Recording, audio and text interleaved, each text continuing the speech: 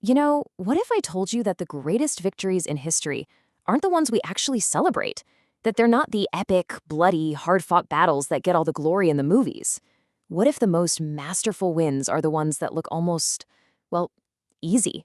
Today, we're going to unpack one of Sun Tzu's most profound secrets, how the true masters win before the fight even starts. So to really see this idea in action, let's start with a bit of a historical puzzle. It's the story of a victory that, on paper, looks completely impossible, but it perfectly illustrates the strategy we're going to get into. And no, that's not a riddle, that's real history. It's the story of a man named Nurhaci. He was a Jurchen chieftain who started with pretty much nothing, literally just 13 sets of armor. And from that, he built the foundation for the Qing dynasty, which would go on to rule China for almost 300 years. So, how in the world did he pull that off?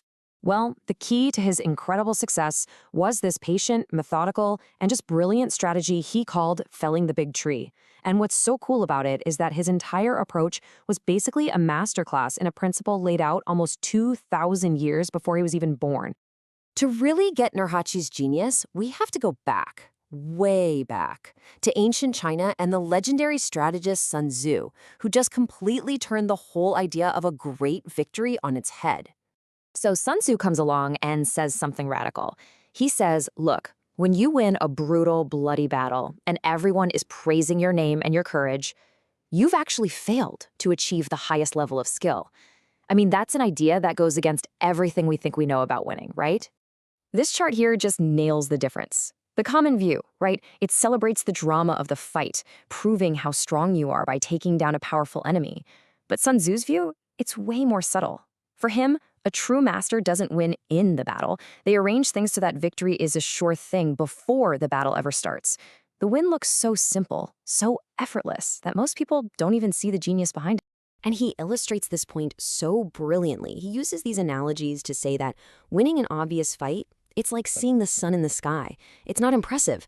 Anybody can do that. A victory that everyone saw coming doesn't show you have superior skill. It's just ordinary. And here we have it, the absolute core of the principle. The greatest strategists don't look for the toughest fights. They create situations where the victory is easy. They make winning look simple. But that, of course, brings up a really big question.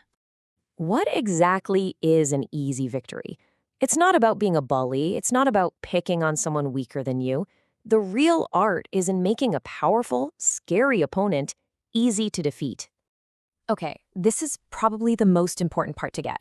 An easy victory, or yi sheng, isn't about finding a weak opponent. It's a dynamic process. It means you, the strategist, have used your brain to transform a powerful, dangerous adversary into a weak, disorganized, and easily beatable one.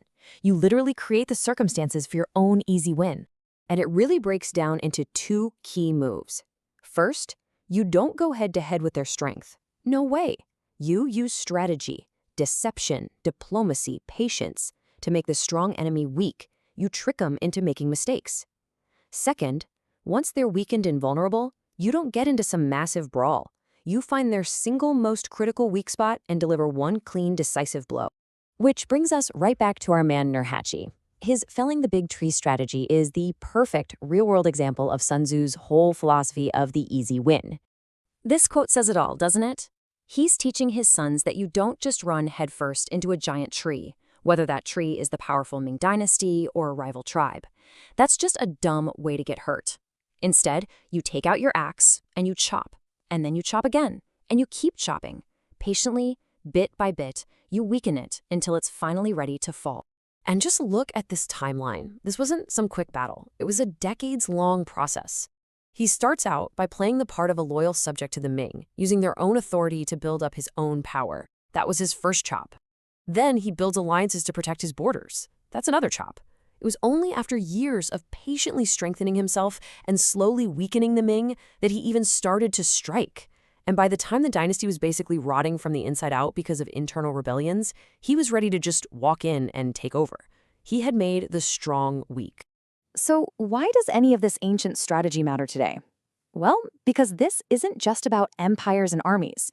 We can actually distill Nurhaci's approach and Sun Tzu's wisdom into a blueprint for tackling any major challenge, whether it's in business, your career, or even your personal life. It breaks down perfectly into these 4 skills. First, outwit. Don't overpower. Use your brain. Second, self-strengthen.